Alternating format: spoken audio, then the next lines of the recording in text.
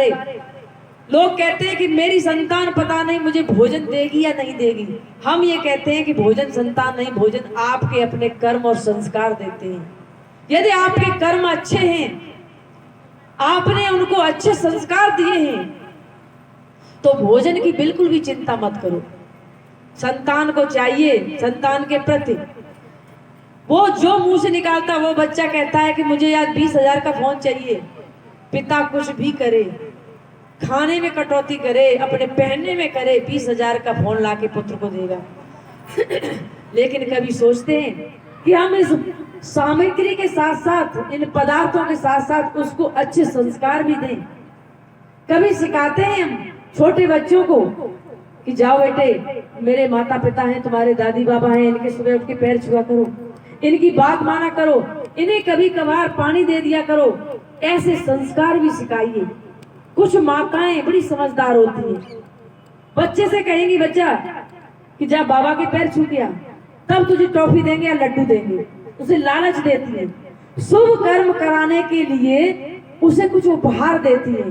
बच्चा कहता है कि लड्डू मिलेगा, चलो तब बाबा के अभी पैर छू के आते, कि जाओ बेटा उन्हें भोजन दे के आओ, पानी दे के आओ। और ऐसे संस्कार जब हम नहीं देते, उन्हें सामान देते हैं, उन्होंने जो मुंह से निकाला हमने पकड़ा दिया, तो ये हमने ही तो बीज बोए। और इन सारे कार्यों को करते करते एक दिन क्या आता है, इस देख जगत को भूल गया और मौत की याद तो रही नहीं, और मौत की याद तो रही नहीं। अपने कर्मों को भूल गया, संसार में आके फंसता गया।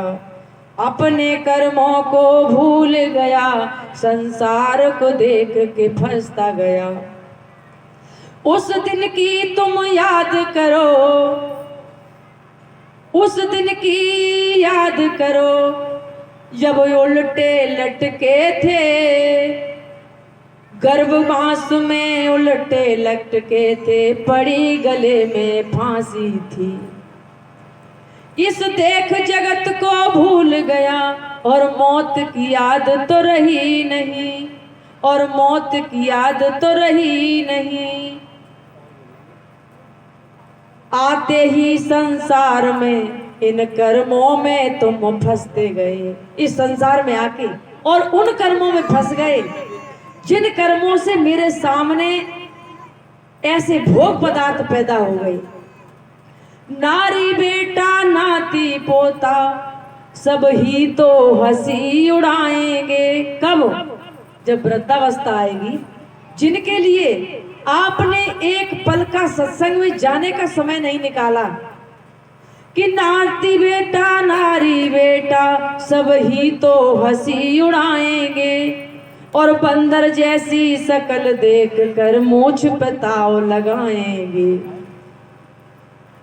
मौका पाकर सोचने लगा, ये मैंने क्या कर डाला है, ये मैंने क्या कर डाला है। सतगुरु और संतों को हमने धोखा दे डाला है। अब तो पड़ा लाचार विवश, वृद्धावस्था पर हाथ पैर हमारे काम नहीं करते, आंखें हमारी देख नहीं सकती, कान सुन नहीं सकते। उस वक्त सिर्फ रोना आता है। अब तो पड़ा लाचार विवश, और नरक का बंधन कर डाला, और नरक का बंधन कर डाला।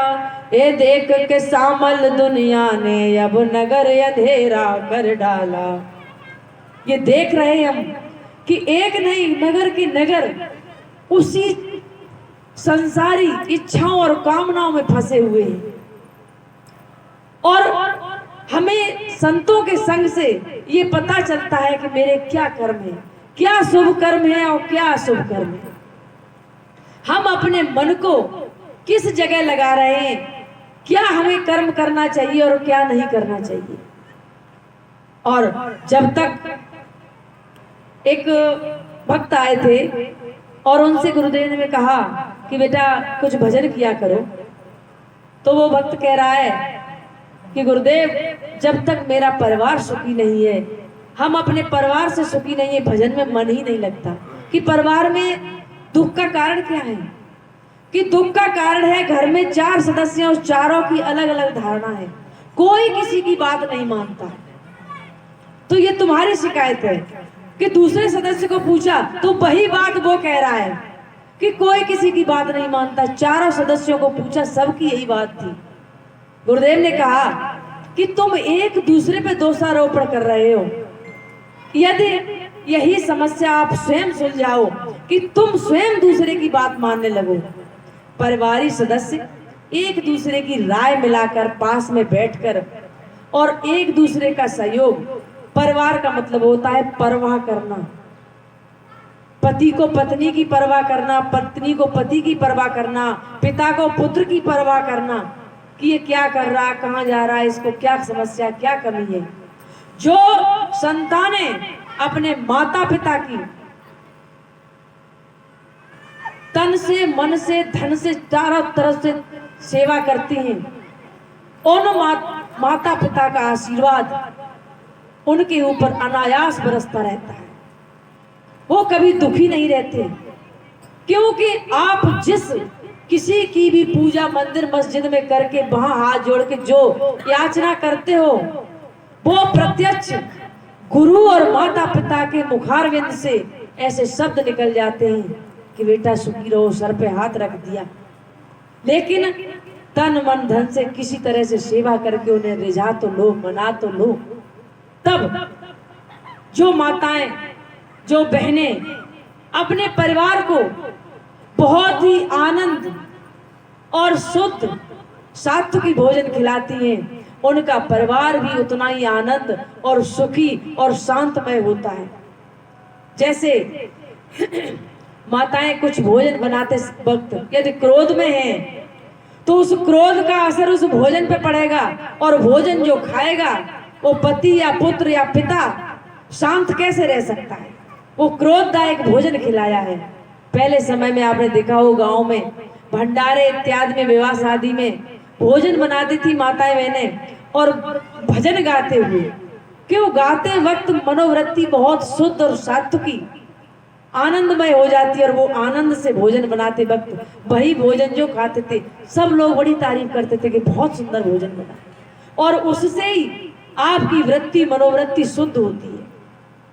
माता बहनों को चाहिए भोजन बनाते और खिलाते वक्त अपने आप को इतना शांत और शुद्ध रखें ताकि भोजन करने वाला शांत और सुखी रहे।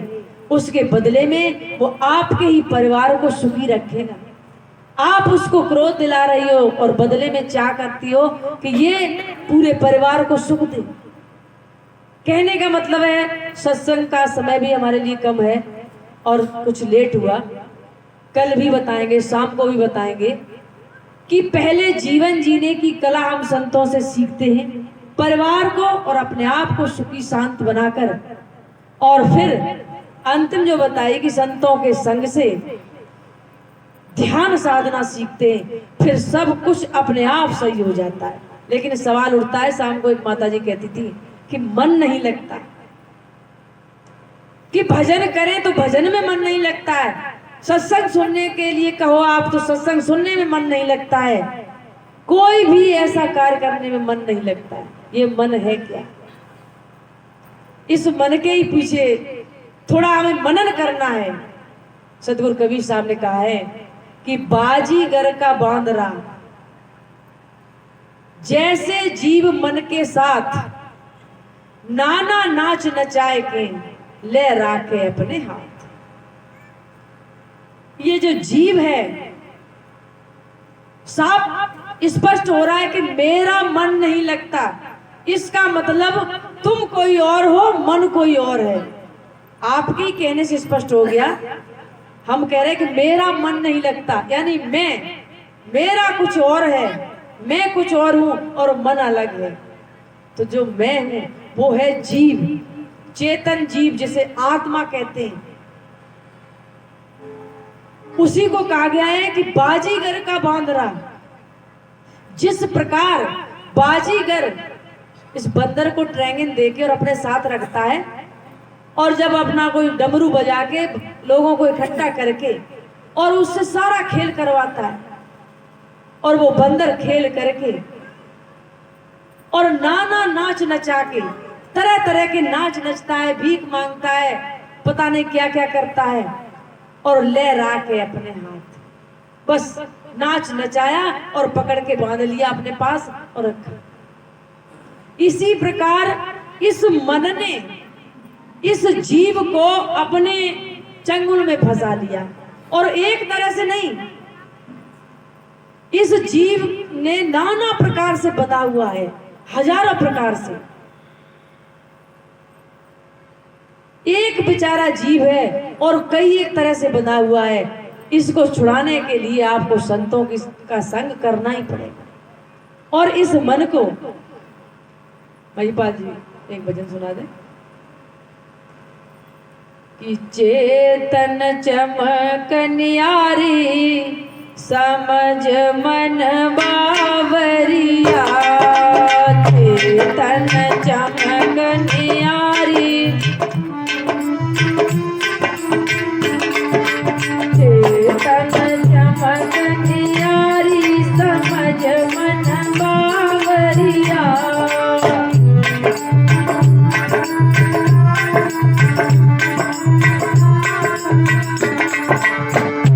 हे मन, समझ ले, तेरे पीछे तेरे तुझसे ताकतवर वो चेतन है जीव।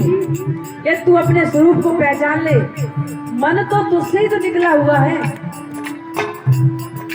जब जब श्वास आयु पर जावे,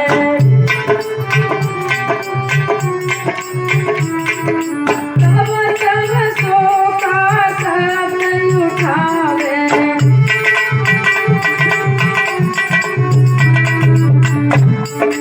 होत हंग युजियारी समझ मन बावरिया, होत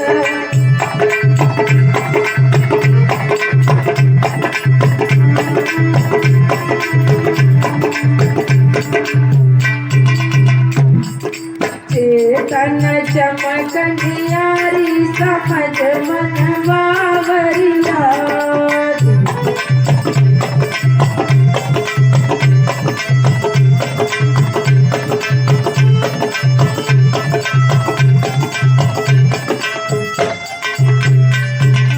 इस चेतन को ईश्वर जानो,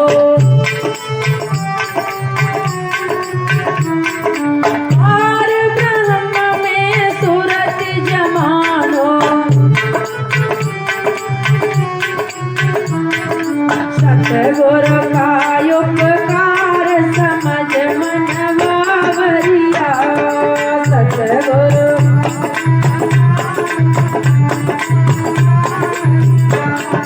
चेतन चमक न्यारी समझ मन बावरिया।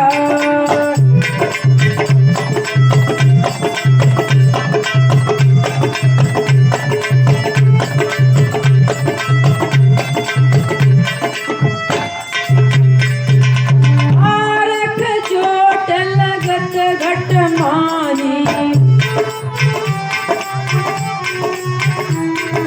तेरा दुनिया में कुछ नहीं। पड़ा जमी पर भारी समझ मन बावरिया।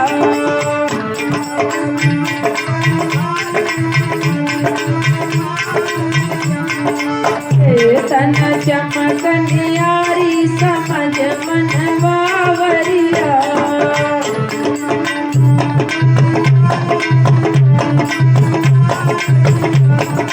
प्राण संग जब चेतन निकले, होत है सामल तन की परले।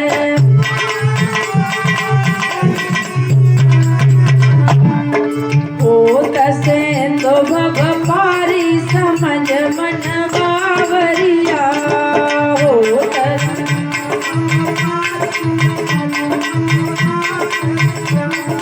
चेतन चमक न्यारी समझ मन बावरिया।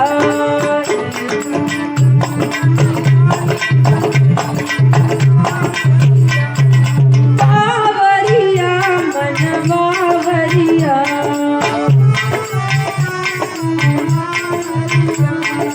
बावरिया मन बावरिया।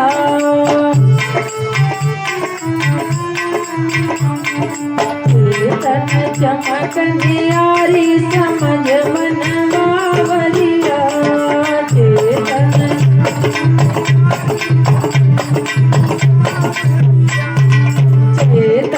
चमक न्यारी समझ मन बावरिया।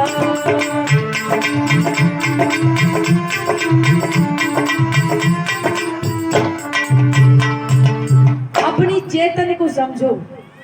ये मन ने इंद्रियों के सहयोग से इस जीव को अपने बस में कर लिया। और मन है क्या? सतगुरु कबीर साहब ने कहा है कि मन की तरंग मार ले बस हो गया भजन, आदत बुरी सुधार ले बस हो गया भजन। मन कोई नया ऐसा प्राणी नहीं है जो एक अलग से हो। जिस प्रकार जल में वायु के स्पर्श से तरंग उठती है, जल की अव्यवस्थित अवस्था को तरंग कहते हैं। और वायु को बिल्कुल रोक दिया जाए, जल शांत हो जाए, तरंग का पता नहीं चलेगा कहाँ चली गई, तरंग नाम खत्म। जल से तरंग की उत्पत्ति होती है। उसी प्रकार पांच तत्व के इस शरीर और चेतन दोनों के सहयोग से इस मन की उत्पत्ति हुई है। जैसे वृक्ष और सूर्य दोनों के मिलने पर छाया उत्पन्न होती है। एक को भी हटा दो, छाया नाम निशान मिट जाएगा। वृक्ष नहीं है, सूर्य बना रहे, कोई चीज की छाया नहीं पड़ेगी। सूर्य नहीं है, वृक्ष बना रहे, छाया पड़ेगी नहीं। तो दोनों के सहयोग से जैसे छाया उत्पन्न होती है, तरंग उत्पन्न होती है, वैसे ही इस जड़ तत्व, पांच तत्व और चेतन जीव, इन दोनों के सहयोग से ये प्राणी मानव जब पैदा हुआ तो इसमें मन उत्पन्न हुआ। और इसकी मन की उत्पत्ति होने के बाद इस मन ने मन को राजा बताया है। राजा का मतलब है ये 10 इंद्रियों, 5 ज्ञान इंद्रियों के पीछे रहता है और 5 कर्म इंद्रियों के आगे रहता है, बीच में। जैसे पुराने समय में राजा चलते थे, आधी सेना आगे चलती थी, आधे पीछे। सुना तो होगा ही, देखा नहीं हो तो। राजा की सवारी बीच में चलती थी। तो 5 ज्ञान इंद्रियों से ज्ञान प्राप्त करके और 5 कर्म इंद्रियों को आदेश देता है कि जाइए ये करिए। आंख ने देखा कि फलानी जगह वो सामान रखा है, बहुत स्वादिष्ट है, हाथ पैरों को मन ने आदेश दे दिया, चलो चलते हैं। पैर चल के गए, हाथों ने तोड़ लिया, मुंह ने खा लिया, फिर पीठ पे डंडे पड़े। ये मन भटकाता है। गुरुदेव ने कहा है बसीभूत मन इंद्रियों के वो ही राह बताती है, गहरे दरिया में ले जाकर फिर उल्टी धार बहाती है। इंद्रियों का दमन करो तो मन पीछे रह जाता है, इंद्रियों के लगे तमाचा मन को सो दूर भग जाता है। जब इंद्रियों के तमाचा लगता है तो मन अपने आप पता भी नहीं चलता ये कहां चला गया। मन वो पक्षी है जो उड़ता ही जाता है, उड़ता ही जाता है। और कब तक उड़ता है, कब तक भागता है? जब तक उसे ज्ञान रूपी बाज की झपट नहीं पड़ी है तब तक वो रुकने वाला नहीं है। जब हमें संत सद्गुरुओं का ज्ञान मिलता है, वो बोध कराते हैं कि तेरा मन कहाँ भागा जा रहा है, ये इंद्रियों के वशीभूत है, तू अपनी इंद्रियों को कंट्रोल कर। कहाँ इन ज्ञान इंद्रियों को, क्या सूंघना, चाखना, देखना, सुनना, इन्हीं 5 ज्ञान इंद्रियों के पीछे तू दिन भर रात भर 24 घंटे भटकता रहता है। इस मन को शांत कर दे। और शांत जैसे ही हुआ ये अपने आप बिल्कुल विलीन हो जाता है, इसको पता भी नहीं चलता है। लेकिन एकदम मेरे कहने से नहीं, आप सत्संग सुनने का मतलब है आपके अंदर जिज्ञासा उत्पन्न होनी चाहिए, प्रश्न उत्पन्न होना चाहिए। समय मिले एकांत में बैठ के संतों से प्रश्न करिए, युक्ति पूछिए। मुक्ति की युक्ति संतों के पास है, बाजार में हर सामान मिल जाएगा, लेकिन मुक्ति की युक्ति आपको संत सद्गुरुओं की शरण में ही आना पड़ेगा। उनसे सीख के और अपने जीवन को आनंदमय बनाइए और अपना सत्संग इत्यादि में बार बार आके लाभ लीजिए। मैं अपनी वाणी को इन्हीं शब्दों के साथ विराम देते हैं। बोलिए श्री सद्गुरुदेव की जय। बोलिए।